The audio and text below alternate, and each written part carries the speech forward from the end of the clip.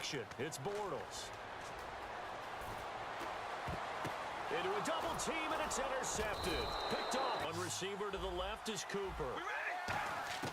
From the gun now on third down, Carr. And this is caught. It's Cooper. And he'll get it here to the 10-yard line. Give him 6 on the play. Well, the Buccaneers, they just had a nightmare trying to cover Amari Cooper in Week 8. 173 yards and a touchdown to boot. People always talk about how crafty he is in route running. People forget his strength as well. He was an absolute beast against Tampa Bay. Pretty soon, it really does, because your goal is to move the quarterback off his initial spot when he gets his drop back completed. But when you have that type of height, he can stay in there. If he's willing to take the hits and just fire over the top. It's a gain of 6 on the play, and it'll make it second down. And a nice gain and a broken tackle along the way, and really we shouldn't be surprised, should we? That's what runners do, especially the best ones. They break tackles and gain extra yardage. On second down, Ivory. And some space here. 18 yards by himself. Bortles now on third and goal. Flush to his right. Got his man. It's caught. Touchdown, Jaguars. Marquise Lee with his second touchdown here in this first half. And the Jaguars had 6 to their lead. So they've had 2 drives, and he's had the 2 receiving touchdowns. And how about a game plan where you decide to force feed or feature someone, and it works? First 2 drives, as you noted, end up in touchdown passes. I think they're going to keep going to him until the defense makes any kind of an adjustment. After review of the play, the ruling on the field stands. They had to go to the monitor, get an extra look. That's what the technology is for. And this touchdown will count. It's hard to do. How do you do that and win a game? That is one of the great questions and mysteries, but I choose to look at it this way. This is a Raiders team that has some character to it. Yeah, the penalties you want to erase, giving up that much yardage, you don't want any of that, but finding a way to overcome it and win a big game on the road in overtime, that speaks to those guys in a positive way. And it pops free. The collision there jarred the ball loose and brings up second down.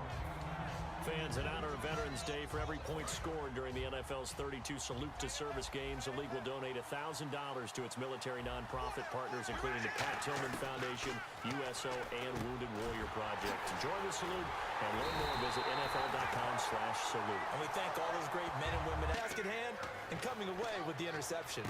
They set up the screen to Ivory. And some room to maneuver.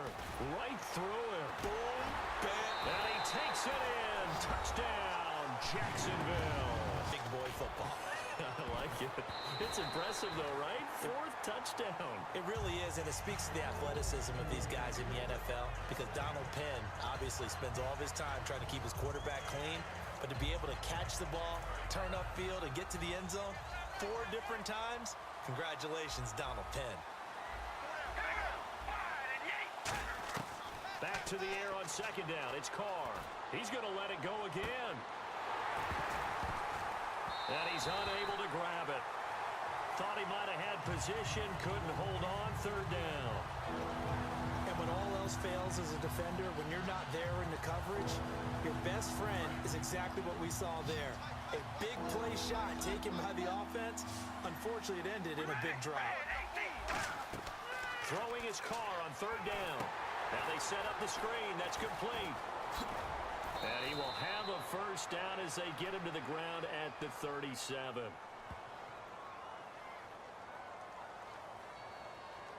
Holding offense. And no surprise, the defense in the dime. From the gun, it's Carr. And that will be incomplete with a clock showing 18 seconds now to go. Well, they've had a pretty frustrating first half here offensively, and then just continued there with that incompletion. Yeah, definitely frustrating for them, but heartening for the other guys. Those stop troops, they're enjoying things right now because they've made it very difficult for them throughout the half. Pressure comes, and the Jags block it. This is gathered in. Touchdown, Jaguars. Partners, you well know every block punt wasn't necessarily a called block. Sometimes the guy just finds his way back there. Doesn't matter. All thrown and react to it very quickly. On 3rd and long, it's Bortles. Trying to get it to Robinson, and it's intercepted. And some room to work. Picked off by the accelerating, and off he goes. And he takes this one back in. The evening's gone, isn't it? Without a doubt. I mean, they've tried, but nothing is ever really taken throughout the game. That's why they're down so big. And he is out of bounds, but not before taking this inside the 10 to the 7. And with that last play, he's now up over that 300-yard mark. And in today's NFL, it almost feels routine. And I hate that when you talk about a 300-yard passing game. To me, 300 yards still signifies excellence, and he's achieved that in this performance. Now they set up the screen. That's complete.